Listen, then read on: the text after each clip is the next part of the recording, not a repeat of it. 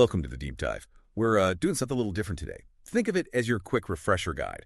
We know a lot of you listening probably did your Paediatric First Aid course with Paul Kenny training, maybe 3 years ago? Yeah, about that time frame for many. So your 6-hour practical is coming up, and we thought, let's put together a focused session, help you get sharp on those key practical skills, the ones you'll actually be assessed on. Exactly. The idea is to make this a fun and useful study guide.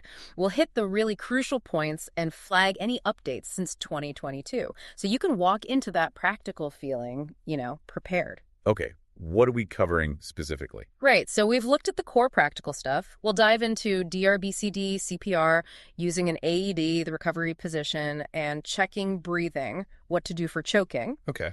Handling external bleeding, recognizing hypovolemic shock, applying slings, dealing with a possible spinal injury, and also using an adrenaline auto-injector. Phew. Quite a list. It is, but this isn't about just reading a list. It's getting straight to the need-to-know info so you're ready. All right, let's kick things off with the absolute basics.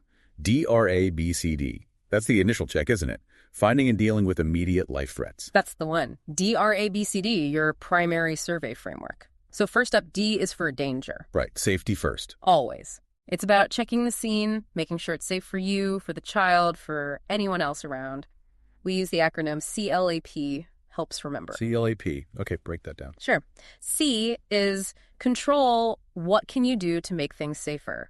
L is look scan for obvious and potential hazards like traffic or maybe broken glass. A is assess what actually happened here. What's the main problem? Okay. And P is protect and prioritize. Protect yourself and the casualty from any danger, and figure out who needs help most urgently if there's more than one person involved. Remember, you can't help if you get hurt yourself. Think about hazards that might happen too, not just what's there right now. Good point. That CLAP thing is handy. Okay, scene safe. Next. Next is R for response. You need to see if the child or infant is conscious. How do you check that? For an infant, you talk to them, maybe gently tap their foot or stroke their cheek. For an older child, talk to them first, maybe shout, "Are you all right?" See if they react. And if they do respond? If they respond, open their eyes, speak, move, and there's no immediate danger, you'd move on to checking for other injuries. That's the secondary survey. And obviously, call an ambulance if it looks serious. Keep checking their response level too. Got it. But what if there's no response at all? Then you move straight to A for airway. Got to make sure nothing's blocking it. How do we open the airway? You use the head tilt and lift method. One hand gently on the forehead, tilt the head back just a bit. Use fingertips of the other hand under the chin, the bony part, and lift it up. Right. Be super gentle with infants, though. Their necks are very flexible. You don't want to tilt the head back too far, just enough to open the airway. Okay. Gentle head tilt and lift. Airway's open. What follows? B is for breathing. Now you check if they're breathing normally. How do you do that? Look, listen, and feel. Look down their chest for movement, listen near their mouth and nose for breath sounds, and feel for their breath on your cheek. And how long do you check for? No more than 10 seconds. It's really important not to confuse occasional gasps with normal breathing. Agonal gasps, you mean? Exactly. Those slow gasping breaths aren't normal breathing. They can actually mean the heart is stopping. So if you're not sure if the breathing is normal, it's safer to assume it isn't and get ready for CPR. Yeah. If they are breathing normally but still unresponsive and you don't suspect a major injury, that's when you'd put them in the recovery position. We'll cover that properly in a bit. But keep checking that breathing constantly. Right. So if they're not breathing normally. That takes us to C for circulation. We'll talk more about this with CPR and bleeding, but the immediate action here is calling for help. 999 or your local emergency number. Immediately. Yes. If someone else is there, get them to call right away while you stay with the child. If you're alone and the child isn't breathing normally, there's been an update here since your last course. Oh, right. You give 5 initial rescue breaths first, then do 1 minute of CPR before you stop to call for help. If you can, take the child with you when you call, or use your phone's speakerphone so you can talk while getting ready to continue CPR. That's a key update. 5 breaths, 1 minute CPR, then call if alone. Exactly. And when you call, use the LINE acronym. Location, incident, number of casualties, extent of injuries. Helps the dispatcher. Oh, and if an AED is nearby, send someone to get it. Okay. Line E. Got it. Yeah. And that brings us to the last letter. D for defibrillation. If an AED arrives, get it switched on straight away. Follow the voice or visual prompts. They're designed to be easy to follow. You use it alongside CPR. Right. Pads are important here, aren't they? child versus adult pads. Yes. For kids aged 1 to 8, use pediatric pads if available. They give a lower energy shock. But for kids over 8 or over 55 pounds, that's about 25 kilos or 4 stone. Or if you just don't have child pads, use the adult ones. So adult pads are okay if needed. Absolutely. Using adult pads is far, far better than not using an AED at all. That's a crucial takeaway. Okay, so we've done DRIBCD, called for help. If the casualty isn't breathing normally, it's CPR time. Remind us what CPR actually is. Sure. CPR is cardiopulmonary resuscitation. Basically, it's chest compressions and rescue breaths combined. You're artificially pumping blood around the body and getting air into the lungs when their heart and breathing have stopped. And we start CPR when they're unresponsive and not breathing normally, or just not breathing at all. Correct. And remember those initial rescue breaths we just mentioned? Yeah. That's the very first step before compressions, usually. Those 5 initial breaths, how do we do those again? Okay. For an infant, it's mouth to mouth and nose. Good seal over both. Blow gently for about a second, just enough to see the chest rise. Do that 5 times. And for a child? For a child, it's mouth to mouth. Pinch their nose closed, seal your mouth over theirs, blow for about a second, watch for chest rise. Again, 5 times. Don't blow too hard, just gentle chest rise is what you need. What if the breaths don't go in? Good question. Check the airway again. Look for anything obvious you can see, but no blind finger sweeps. Make sure the head tilt chin lift is right, not too much tilt for an infant. If the first 2 attempts don't work, don't waste time. Move straight to chest compressions. Okay, chest compressions. Different for infants and children too. Yep. For an infant, use 2 fingers. Place them vertically on the lower half of the sternum, the breastbone. Press down about 4 centimeters, which is roughly 1/3 of the chest depth. Okay, 2 fingers, 4 centimeters deep for infants. And the rate is important. 100 to 120 compressions per minute. Think of the rhythm of staying alive. Right, and for a child? For a child, use the heel of 1 hand or maybe 2 hands for a bigger child, again on the lower half of the sternum. Press down about 5 centimeters, again, roughly 1/3 of the chest depth, same rate, 100 to 120 per minute. That depth is key to actually move the blood. Got it. So after the initial 5 breaths, what's the pattern? Then it's a cycle of 30 compressions followed by 2 rescue breaths. So 30 compressions, 2 breaths, 30 compressions, 2 breaths. Keep going. Until when? When do you stop CPR? You keep going until the infant or child shows clear signs of life like normal breathing starts, coughing, proper movement, or until qualified help like paramedics arrives and takes over. Or, realistically, if you become too exhausted to continue effectively. And if someone else is there to help? Their first job is calling 999 if that hasn't happened. Get the phone on speaker. Then, if there's an AED nearby, they need to go get it fast while you carry on with CPR. Okay, good teamwork. So let's say the helper gets back with the AED. We're doing CPR. What now? Right, the AED. Vital piece of kit. Use it alongside CPR when someone's unresponsive and not breathing normally. As we said, pediatric pads for ages 1 to 8 if you have them. But adult pads, if that's all there is, or for kids over 8 or over 25 kilograms. Exactly. Better to use adult pads than no AED. Okay, pads chosen. Where do they go? The pads usually have pictures on them showing where to put them. Generally, for kids, it's one on the upper right chest, below the collarbone, and the other on the lower left side, sort of under the armpit area. Does it matter which pad goes where? No, they're non-polarized, so it doesn't actually matter which one goes on the right and which on the left. Follow the pictures if you can, but don't stress if you mix them up. Just get them on securely. Pads are on. What's the next step? Turn the AED on. It'll start talking to you or showing prompts. Just follow its instructions carefully. Okay. It will analyze the heart rhythm. If it decides a shock is needed, it will tell you to make sure nobody is touching the child, then tell you to press the shock button. And after the shock? Or if it says no shock needed? After a shock, or if it advises no shock, it will usually tell you to immediately resume CPR. Keep following the AED's prompts. It'll guide you on when to do compressions and might analyze again after a couple of minutes. Keep going until help takes over or the child recovers. Right. Now, what about if we find a child or infant unresponsive, but they are breathing normally? Different scenario. Yes, different approach. If they're unresponsive but definitely breathing normally, and you don't think they have a serious injury, like a spinal injury from a fall, then you put them in the recovery position. What's the main reason for using the recovery position? It's all about keeping the airway open and clear. It helps them keep breathing naturally and, importantly, allows any fluids like saliva or vomit to drain out of their mouth so they don't choke on it. Is it the same position for infants and children? No, it's different. For an infant, you basically hold them carefully, facing towards you, with their head tilted slightly down. helps drainage, and you can watch them closely. Okay, holding the infant. And for a child? For a child, it's a specific role. Kneel beside them, take the arm nearest you, put it out at a right angle, palm up. Bring their other arm across their chest, back of their hand against their near cheek. Hold it there. Then grab the far knee, bend it up so their foot is flat on the floor. Gently pull that bent knee towards you, rolling them onto their side, facing you. Okay, rolling them over. Once they're on their side, bend that top leg more at the hip and knee, like they're running. That keeps them stable. Check the airway is still open. You might need to adjust the head tilt slightly using the hand under their cheek. That sounds quite specific. Yeah. Anything else to remember once they're in that position? Yeah, 2 key things. If help is taking a long time, say over 30 minutes, and injuries allow, gently turn them onto their other side. Prevents pressure issues. Okay. And most importantly, keep checking their breathing constantly. Make sure it stays normal. Check their responsiveness too. Never just leave them. Constant monitoring. Got it. Okay, let's talk about choking.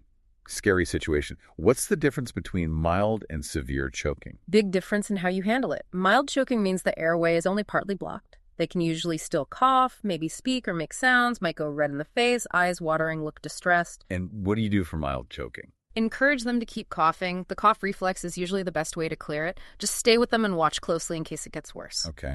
And severe choking? That's when the airway is completely blocked or close to it. They often clutch their throat. They can't breathe properly, can't speak or cough effectively.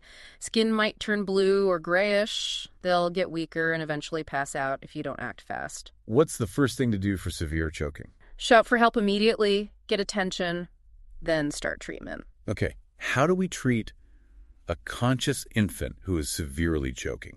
Right, for an infant. First, quick look in the mouth, see if you can spot the object and easily remove it. No blind finger sweeps, though, might push it further in. Okay, no blind sweeps. Then what? Support the infant face down along your forearm, head lower than their chest. Support their head and jaw with your hand. Give up to 5 sharp back blows between the shoulder blades with the heel of your other hand. Check after each blow if it's cleared. 5 back blows, if that doesn't work. If it's still blocked, carefully turn them over onto their back, still head down, supported on your thigh or arm. Give up to 5 chest thrusts. Use 2 fingers on the lower sternum, same spot as CPR compressions, but sharper and a bit slower. Check after each thrust. Okay, 5 back blows, then 5 chest thrusts. Yes. Keep alternating between up to 5 back blows and up to 5 chest thrusts. If it hasn't cleared after the first cycle, make sure someone has called 999. Keep going until help arrives or the object comes out. And importantly, never do abdominal thrusts on an infant. Right, no tummy thrusts on babies. What if the infant becomes unconscious? If they become unconscious, carefully lay them down, open the airway, look for an object again, then start CPR beginning with 5 rescue breaths, then compressions. Okay. Now what about a conscious child who is severely choking? First, encourage them to cough. If that's not working or they can't cough at all, shout for help. Then, lean the child forward, support their chest with one hand, give up to 5 sharp back blows between their shoulder blades. Same back blows as the infant, pretty much. Yes, similar principle. Check after each blow. If the blockage remains after 5 back blows, then you do abdominal thrust, the Heimlich maneuver. How do you do those on a child? Stand or kneel behind them, wrap your arms around their waist, make a fist with one hand, place it thumb side against their tummy, between the belly button and the bottom of the breastbone. Grasp your fist with your other hand and pull sharply inwards and upwards. Okay, inwards and upwards. How many times? Up to 5 times. Again, check if the object came out after each thrust. If they're still choking, keep alternating. 5 back blows, then 5 abdominal thrusts. Make sure 999 has been called. Keep going. Keep going until it's cleared, help arrives, or they become unconscious. If they do become unconscious, same as the infant, carefully lower them, open airway, look for objects, start CPR with 5 breaths. Is there anything else after you clear the obstruction with abdominal thrusts? Yes, definitely. Any child who has had abdominal thrusts needs to be checked over by a doctor afterwards, just in case of any internal injury. Yeah. Also, if they still have trouble swallowing or feel like something's stuck, they need medical assessment. Good advice. Yeah. Okay, shifting gears to external bleeding. Yeah. Different types, right? Yes. Yeah. The circulatory system, heart, vessels, blood is crucial. Losing blood is serious, especially for kids with less blood volume overall. Losing about a third can be critical. What are the types of bleeding? Broadly, 3 types. Capillary bleeding, think grazes, minor cuts. Slow ooze, usually bright red. Venous bleeding. from a vein. Dark or red blood, steady flow or gush can be serious. Arterial bleeding from an artery. Bright red, oxygenated blood often spurts with the heartbeat. This is a major emergency. How do we handle minor bleeding, like a scraped knee? First, gloves on. Protect yourself. Check for little bits of dirt or gravel. Clean it gently, maybe with water or a sterile wipe. Have them sit or lie down if they feel faint. Apply pressure if needed, then cover with a sterile dressing or plaster. Keep an eye on it. Seek medical advice if worried or it looks infected later. And for major bleeding, that sounds much scarier. It is serious, but stay calm. Gloves on first. Get them to sit or lie down straight away helps prevent shock. Check quickly for any big objects stuck in the wound. Don't pull them out. Apply firm, direct pressure right on the bleeding point using a sterile dressing or even just a clean cloth if that's all you have. Keep pressure on. What if the blood soaks through the dressing? Don't remove the first dressing. Apply second one right on top of it and keep pressing firmly. And if that one soaks through? Okay, if the second one also soaks through, then you quickly remove both soaked dressings and immediately apply a fresh one directly to the wound, reapplying firm pressure. The thinking here is the initial clot might not have formed properly. Call 999 immediately for any major bleed. Keep pressure on. Watch them closely for signs of shock. And don't give them anything to eat or drink. Okay, that's a slight nuance on the dressings. What about embedded objects? You said don't pull them out. Absolutely do not pull them out. Could cause way more damage and bleeding. Try to keep the child calm. Distract them. Have them sit or lie down. Build up padding or dressings around the object on either side to support it. Then put a larger dressing over the top and secure it, bandaging around the object, not directly over it. Call 999 right away. Monitor them. Treat for shock if needed. You mentioned triangular bandages earlier. How do they help with bleeding? They're really useful. You can fold one into a broad band to support an injured limb, which helps reduce movement and bleeding. Or you can use it, folded or open, to tie over a dressing to apply more consistent pressure to control the bleeding. Makes sense. Okay, next up, hypovolemic shock. Sounds serious. What is it? It is very serious. Hypovolemic shock is life-threatening. It happens when the body loses too much fluid, usually blood, but could be from severe vomiting, diarrhea, burns, heat stroke, not drinking enough, basically losing more than about 20% of body fluid. And why is that so bad? Because there's not enough fluid volume circulating. The heart can't pump enough blood effectively to the vital organs like the brain, kidneys, organs start to fail. It's especially dangerous in kids because they have less fluid volume to start with, so they can go into shock quicker than adults from the same relative fluid loss. What signs should we look for? How do we recognize it? Look for pale, cool, clammy skin. Breathing might be fast and shallow. They might seem weak, floppy, or maybe agitated and anxious. Pulse might be rapid but feel weak. They might not be weeing much. As it gets worse, their consciousness level drops. Okay, if we suspect shock, what do we do? Call 999 immediately. That's the first and most important step. State you suspect shock.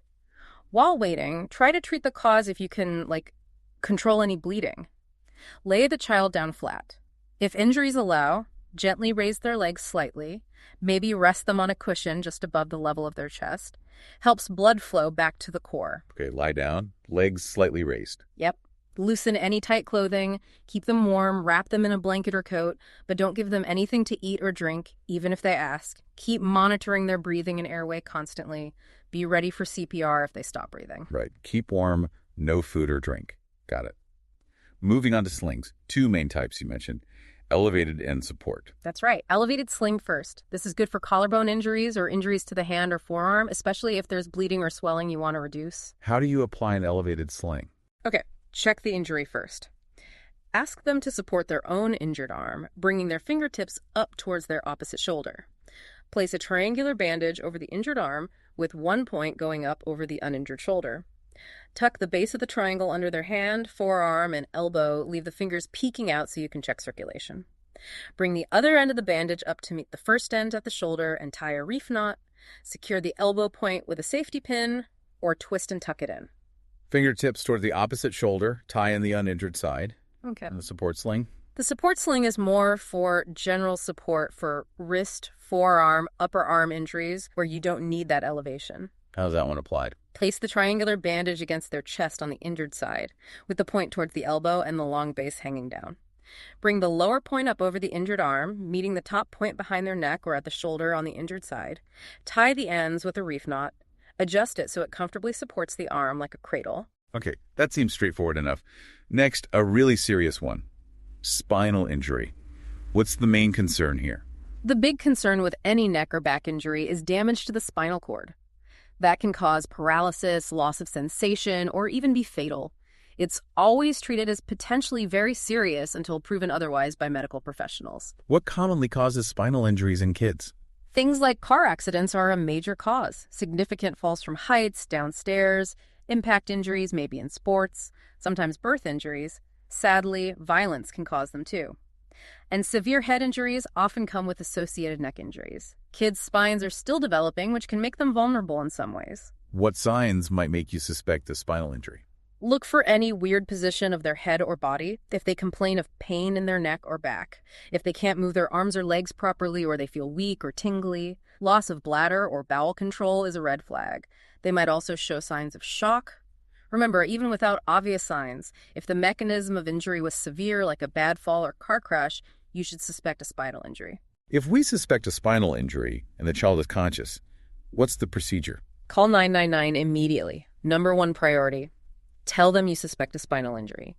Keep the child completely still in the position you found them. Don't move them unless they are in immediate danger. How do you keep them still? Gently support their head and neck with your hands, or place rolled-up towels or blankets on either side. Tell them firmly but calmly not to move their head or neck at all. Reassure them. Avoid questions that need a nod or shake of the head. Keep them warm. Okay, keep still, support head, call 999. What if they're unconscious with a suspected spinal injury? Still call 999 first. Keep them warm. Monitor their breathing very carefully. Try to keep their head and spine aligned as you found them, if possible. Only move them if absolutely necessary, like if they're in danger or start choking on fluids. If you have to move them, support the head and neck in a neutral position first and try to move the whole body as one unit, keeping everything aligned. Log roll is the technique, but ideally wait for paramedics with proper equipment. Right. Minimize movement unless absolutely vital. Yeah. Final topic. The adrenaline auto-injector. Use for? Anaphylaxis. That's a severe, sudden, potentially life-threatening allergic reaction. What kind of things trigger anaphylaxis? Common triggers are things like bee or wasp stings. Certain foods, nuts, shellfish, eggs, milk are common ones, and some medicines like penicillin. People known to be at risk are prescribed an auto-injector like an EpiPen, Jext, or Emerald to carry. How do you recognize anaphylaxis? What are the signs? It usually happens fast, within minutes of exposure. Look for swelling, especially lips, tongue, face, throat. Difficulty breathing, wheezing, tight chest, hoarse voice. Skin might get red, blotchy, itchy, maybe hives. Feeling sick, vomiting, tummy pain. Dizziness, feeling faint, collapse. Feeling of anxiety or impending doom is also common. If you see those signs and they have an injector, use it immediately. Or help them use it if they can. Each brand works slightly differently, so follow the instructions on the device itself if possible. It's usually injected into the outer thigh muscle. okay, use the injector. Then what? Call 999 immediately. State clearly it's anaphylaxis and adrenaline has been given. If you know the trigger and can safely remove it, like flicking out a bee sting, don't squeeze it, do so. Lay the child flat and raise their legs. Unless they're having trouble breathing, then let them sit up if that's more comfortable or if they're unconscious. What if they don't improve? If they don't get better after 5 to 15 minutes or they start getting worse again and they have a second prescribed auto-injector, you can give a second dose. Be ready to start CPR if they stop breathing. And critically, anyone who's had anaphylaxis must go to hospital even if they feel completely better after the adrenaline. There can be a delayed reaction. Right. Always hospital afterwards. Phew. That covers all the key practical skills. That should be a really solid refresher for everyone getting ready for their practical course. Yeah, hopefully that's jogged a few memories and clarified those updates, especially around CPR and AED use since 2022. It's designed to build that confidence before the hands-on session. Definitely. And we really encourage you, as you said, dust off your old course materials too. Use this as a guide alongside them. The practical session itself is where you really get to grips with it all. Absolutely. And don't be shy during the practical training. If anything we've talked about isn't clear or you have other questions, ask Paul and the team. That's what they're there for. For sure. Use that time well. Because ultimately, being prepared, feeling confident in these skills, it really can make all the difference in an emergency. Knowing what to do and doing it quickly can save a life. A very important point to end on. Well, that brings this deep dive to a close. Thanks so much for joining us. And genuinely, all the best for your upcoming practical course. Hope it goes really well.